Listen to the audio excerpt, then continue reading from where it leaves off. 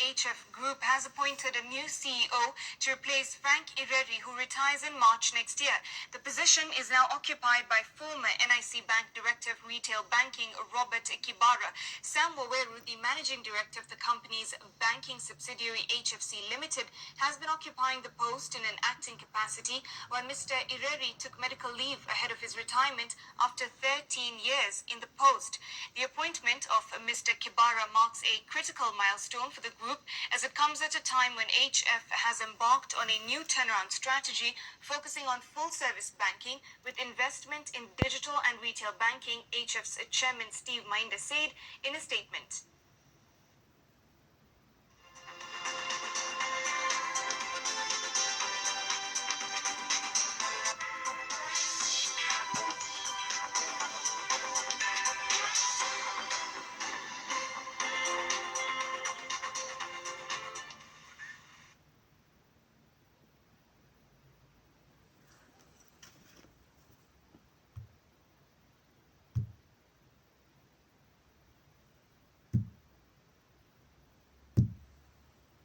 Community, and that's why we created courtyards where everybody would know each other. You enter the courtyard through one, and these houses were grouped around the courtyard. So that was one on the norm. The next norm was it was trying to find housing that could be afforded by people earning about 2,000 shillings, 2,500 shillings per month. And we, even then, we wouldn't be trusted with the whole of it. Phase one was divided between us and an English firm of architects, Buchanan, who are doing some work in the city. I did phase one, and we did the other phase one. Our phase one, I think, became better. And subsequently, we did phase two, phase three, phase four, up to phase five. We've been involved. It was before Buru Buru Phase 3 was completed that in August 1977, Robert Timothy Gasheshe was appointed HFCK's Managing Director to replace Wambua. Before joining HFCK, Gasheshe had worked for the Ministry of Finance and Planning as a planning officer and Barclays Bank as a branch manager, before joining the East African Development Bank in 1973 as a Director of Finance and Administration. In our time when we have the finance, if you borrow the money from there, we charge you 2% above what we were paying the depositor. And my policy was that within that 2% you must meet your costs and everything. The policy was places like Buru Buru were for the low-income people. The original owners of Buru Buru were senior clerks, very junior officers in the civil service. Places like South Bay, those are the areas of Mountain View, a sort of middle-income people.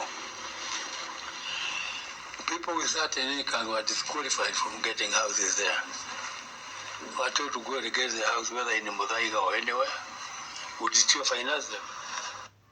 Buru Buru Phase 3 was still under construction when President Kenyatta died at State House, Mombasa on August 22, 1978. He was succeeded by his Vice President Daniel Arap Moi, who retained Kenyatta's ministers in his new cabinet and continued with the government policy. 2 more construction phases of Buru Buru estate would come up in the 1980s, with Phase 5 being completed in 1984. Altogether, 5,000 units made up the estate by the time the plaque for the completion of the Buru Buru estate was unveiled by the Minister for Works, Housing and Physical Planning, Arthur Magugu. Situated in Nairobi's highly populated Eastlands area and covering a total of 2,500 hectares, Buru Buru brought together middle-income earners of different tribes and cultural backgrounds. And more than any other residential area in the country, it symbolized the national unity that Kenyans had fought for. According to the CDC annual report of 1985, Buru Buru was one of the best examples of housing development of its type in Africa. In fact, it was one of the places that Britain's Prince Charles visited while he was on a 3-day visit to Kenya in March 1987. To take him around the estate were the Minister for Local Government Moses Mudavadi, the Town Clerk Johnson Ngangambugwa, the Chairman of HFCK Colonel Meshak Birgen, Walter Mukuria, who had replaced Kasheshe as HFCK Managing Director earlier that year, and the main architect for the estate, David Mutiso.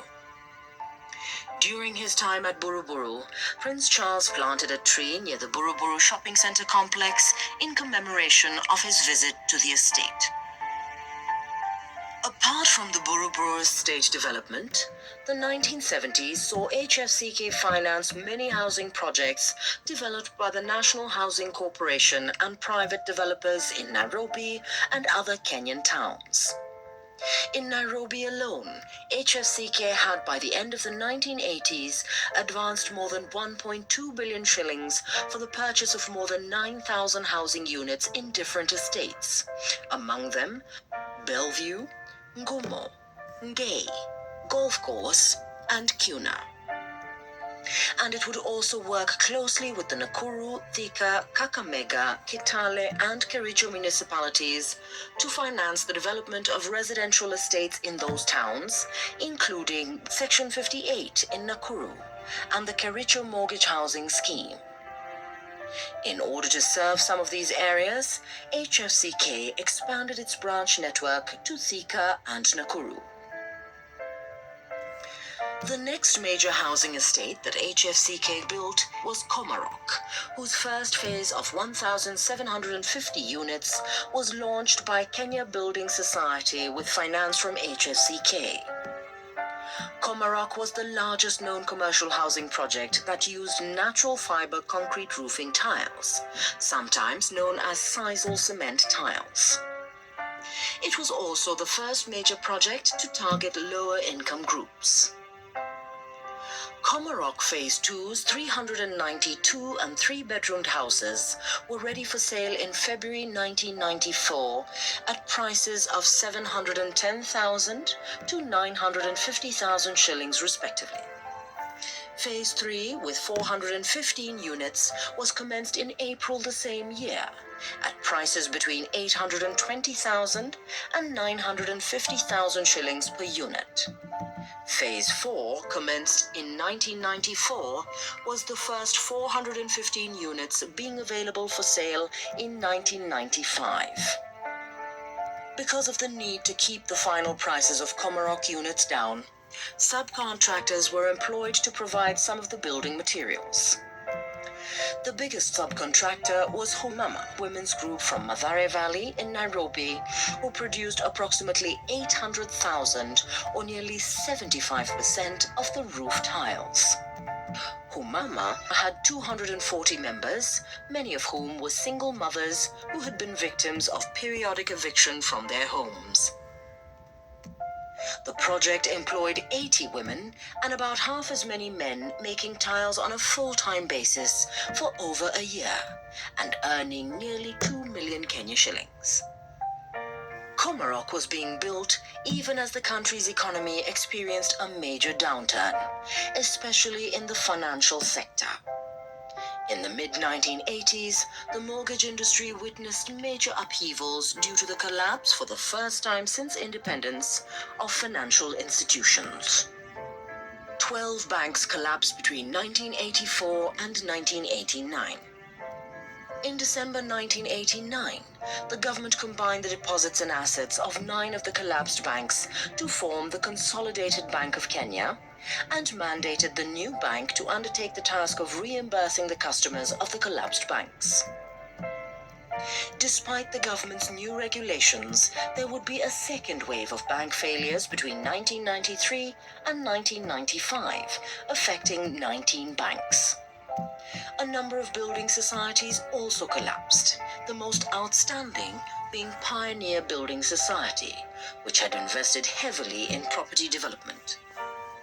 The situation would get worse when, partly out of genuine concern for the security of their deposits, major institutional investors such as the National Social Security Fund, NSSF, withdrew their deposits from the new building societies. To address dwindling public confidence in financial institutions and to reassure its customers, investors, and the general public of HFCK's stability, the company's slogan of "In Pursuit of Shelter" was replaced in 1992 with a new one, "The Rock of Kenya."